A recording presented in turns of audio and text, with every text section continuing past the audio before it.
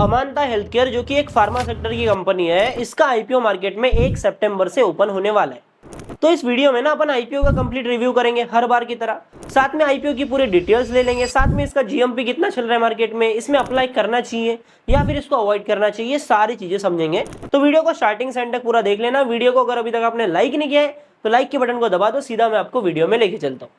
तो हर बार जब भी अपन आईपीओ का एनालिसिस करते हैं ना, तो सबसे पहले अपन समझते हैं आईपीओ का इशू साइज कितना है। लेकिन इस वाले वीडियो में अपन थोड़ा तरीका चेंज करेंगे। सबसे पहले अपन समझेंगे कि कंपनी का बिजनेस क्या है, क्योंकि देखो मैं आपको इशू समझा दूंगा, फिर ये जो आईपीओ है टोटल फ्रेश इशू होने वाला है, फिर ये पैसा कहाँ यूज होगा वो समझाऊंगा, तो वो समझ में नहीं आएगा।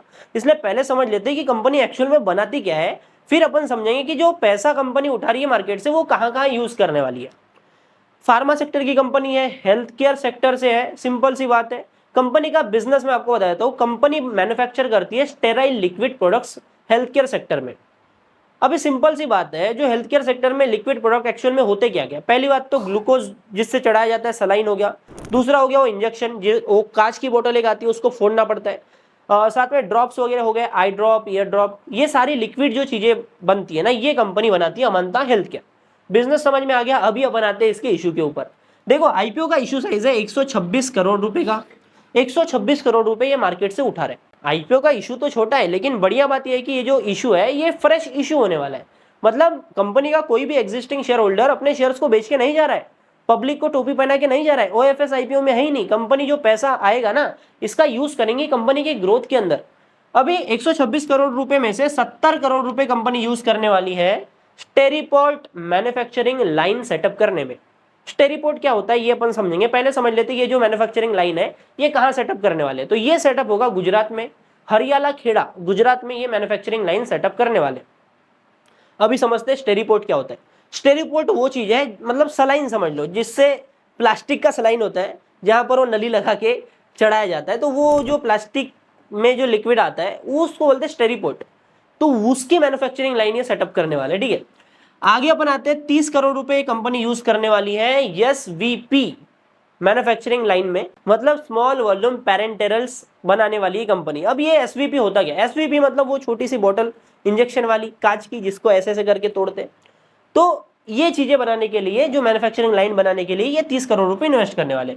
बचे लगभग 25 करोड़ रुपए।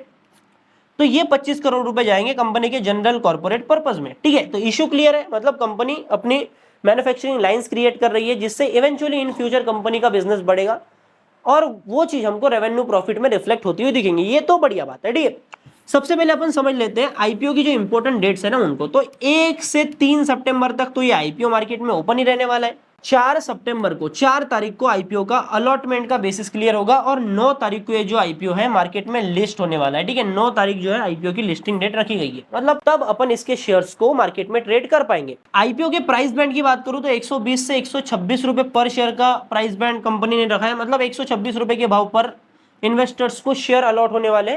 तो इसी भाव के ऊपर जीएमपी कितना चल रहा है, इसी भाव के ऊपर मार्केट कैप कितनी निकल के आ रही है, इसी भाव के ऊपर एक्चुअल में पी रेशियो वैल्यूएशन कंपनी की कैसी है, सारी चीजें अपन यहाँ पर अभी समझने वाले, ठीक है। तो सीधा अपन आते हैं कंपनी के फाइनेंशियल्स के ऊपर, क्योंकि अपन ऑलरेडी समझ चुके हैं कि कंपनी का बिजनेस क्या है। तो सिंपल से अभी कंपनी की फाइनेंशियल हेल्थ, फाइनेंशियल कंडीशन कैसी है वो भी अपन समझ लेते हैं, ठीक है। 2023 से 2025 तक का फाइनेंशियल डेटा हमारे पास में कंपनी का है। 2023 में इनका रेवेन्यू था लगभग 263 करोड़ रुपए, 282 करोड़ रुपए के ऊपर 2024 में पहुंचे, 276 करोड़ रुपए के ऊपर ये 2025 में पहुंचे। क्लियर पिक्चर हमको देखने को मिल रही है कि कंपनी के जो रेवेन्यूज है उनमें हमको ग्रोथ देखने को नहीं मिल रही है। क्या हमको प्रॉफिट में भी, पैट में भी ऐसी चीजें देखने को मिल रही है? नहीं, ये समझ लेते हैं। इससे पहले मैं एसेट के ऊपर आऊंगा। यहाँ पर एसेट में भी हमको क्लियर कट देखने को मिल रहा है कि यहाँ पर कोई भी ग्रोथ देखने को नहीं मिल रही, मतलब कंपनी फाइनेंशियली वहीं पर है, मतलब 2 साल पहले जहां पर थी लगभग अभी भी वहीं पर है, ठीक है। पैट के ऊपर आ जाते हैं। देखो 2023 में ये पैट 2 करोड़ का ये नुकसान कर रहे थे, फिर आते हैं लगभग 3.25 करोड़ के प्रॉफिट के ऊपर। अभी के टाइम पर ये 10 करोड़ के प्रॉफिट के ऊपर आए हैं। तो कंपनी की ग्रोथ को रोककर कंपनी को फायदा क्या हुआ? कंपनी को फायदा ये हुआ कि उन्होंने अपने ऑपरेशंस को और भी मजबूत किया, जिनसे उनका जो पैट है वो बढ़ गया, मतलब जहां पर ये लॉस करे थे वहां पर ये प्रॉफिट पर आ चुके। मतलब कहीं ना कहीं इनकी जो ग्रोथ रुकी इसका फायदा कंपनी को मिला। वैसे तो ये अलग मैटर है कि भाई ग्रोथ नहीं हुई तो ये इतनी पॉजिटिव चीज नहीं है, फंडामेंटल उतने मजबूत देखने को नहीं मिल रहे, पर कहीं ना कहीं कंपनी ने पैट को बढ़ाया है, वो भी काफी ज्यादा बढ़िया बात है। पैट कितना परसेंट निकल के आ रहा है, लगभग ये देखने को मिलेगा हमें 4%, 3.5% के करीब हमको ये देखने को मिल रहा है पैट मार्जिन कंपनी का। अभी अपन समझते हैं इनका एबिटा मार्जिन कितना है। देखो एबिटा मार्जिन कमाल की बात है कि एबिटा मार्जिन इनका 22% के करीब देखने को मिल रहा है, लेकिन एबिटा के बाद में अपन जैसे ही पैट मार्जिन के ऊपर आते हैं यहां पर बड़ा गैप देखने को मिल रहा है, मतलब 19 लाख का फर्क है भाई इसमें। अब इतना फर्क आ क्यों रहा है, इतना फर्क इसलिए आ रहा है क्योंकि कंपनी के ऊपर बोरोविंग कर्जा जो है वो लगभग 200 करोड़ का देखने को मिल रहा है, तो क्वार्टरली इंटरेस्ट ही पे कर देते हैं, जिससे इनका जो प्रॉफिट है पैट है वो नीचे आ जाता है, क्योंकि इंटरेस्ट पे कर दिया तो पैट नीचे हो जाएगा। ठीक है, तो कंपनी की फाइनेंशियल कंडीशन उतनी भी बढ़िया नहीं है, क्लियर हमें समझ में आता है। ठीक है, अब अपन समझ लेते हैं कंपनी के एक्चुअल में केपीआईज क्या बोलते हैं, कंपनी के रेशियोज क्या बोलते हैं, वो भी देख लेते हैं। तो कंपनी का ROE रिटर्न ऑन इक्विटी निकल के आ रहा है 12% के करीब, जो कि इतना तगड़ा नहीं है। ROCE की बात करें, रिटर्न ऑन कैपिटल एम्प्लॉयड की बात करें, लगभग 13% के करीब देखने को मिल रहा है। एक बुरी बात यह है कि कंपनी का डेट टू इक्विटी का जो रेशियो है ना वो भाई 2 के करीब देखने को मिल रहा है, क्योंकि कंपनी के ऊपर डेट काफी ज्यादा हो चुका है। अभी जो ये पैसा उठा रहे मार्केट से, ये पैसे का यूज भी ये डेट पेमेंट में नहीं कर रहे, ये अपने मैन्युफैक्चरिंग कैपेसिटी को बढ़ाने में यूज कर रहे। ये एक तरीके से अपन सोचते हो पॉजिटिव भी है, कंपनी एकदम अग्रेसिव खेल रही है कि भाई हम डेट को नहीं देखते अभी एक्चुअल में कंपनी की ग्रोथ के ऊपर काम करते हैं, क्योंकि पिछले 2-3 साल से कहीं ना कहीं हमको रेवेन्यू में ग्रोथ देखने को नहीं मिल रही है। तो एक तरीके से देखें तो कहीं ना कहीं ये रिस्की काम तो है, लेकिन कहीं ना कहीं एक ऑप्टिमिस्टिक व्यू पॉइंट भी यहां पर देखने को मिलता है कंपनी का। ठीक है, बाकी अपन वैल्यूएशन के ऊपर आते हैं। 490 करोड़ रुपए का इनका मार्केट कैप निकल के आ रहा है, और इनके प्राइस टू अर्निंग रेशियो की बात करें तो इनका पी रेशियो निकल के आ रहा है लगभग 46 के करीब। नो डाउट कंपनी के जिस तरीके से फंडामेंटल्स देखने को मिल रहा है, जिस तरीके से फाइनेंशियल कंडीशन देखने को मिल रही है, उसके हिसाब से इनका पी रेशियो अभी के टाइम पर उतना अट्रैक्टिव देखने को नहीं मिल रहा है, सिर्फ अपन कंपनी के फाइनेंशियल्स देखे तो। लेकिन हमें एक चीज और समझना पड़ेगा, फार्मा सेक्टर में जिस डोमेन में कंपनी काम करती है ना, उस डोमेन को जो मार्केट वैल्यूएशन देता है वो काफी ज्यादा देता है, इसलिए हमको हायर पी रेशियो के ऊपर ये आईपीओ देखने को मिल रहा है।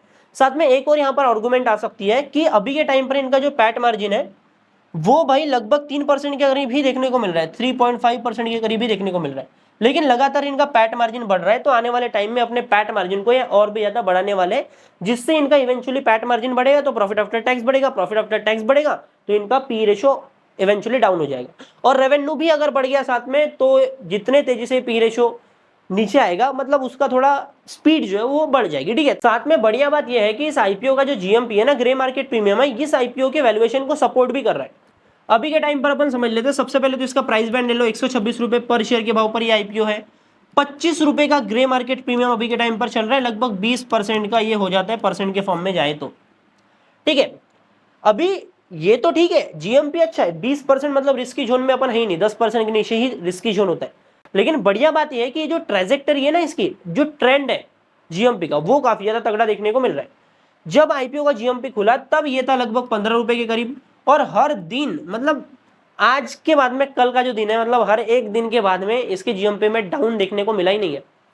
15 से ये लगभग 25 पहुंचा, कभी 2 रुपए एक दिन का बढ़ा, कभी 3 रुपए बढ़ा, कभी 1 रुपए बढ़ा, लेकिन डाउन यहाँ पर देखने को नहीं मिल रहा है। इसका जो जीएमपी का ट्रेंड है ना, ये ऐसे चल रहा है। तो जब जीएमपी का ट्रेंड ऐसे चलता है ना, तो रिस्क ऐसे ही कम हो जाता है, और 20% का जीएमपी है तो रिस्क वैसे भी कम है। ठीक है, तो बाकी आईपीओ तो अट्रैक्टिव दिखाई दे रहा है, लेकिन प्रॉब्लम एक ही है कि जिसका इश्यू साइज है ना वो काफी ज्यादा कम है, तो अलॉटमेंट में मारामारी यहाँ पर हो सकती है।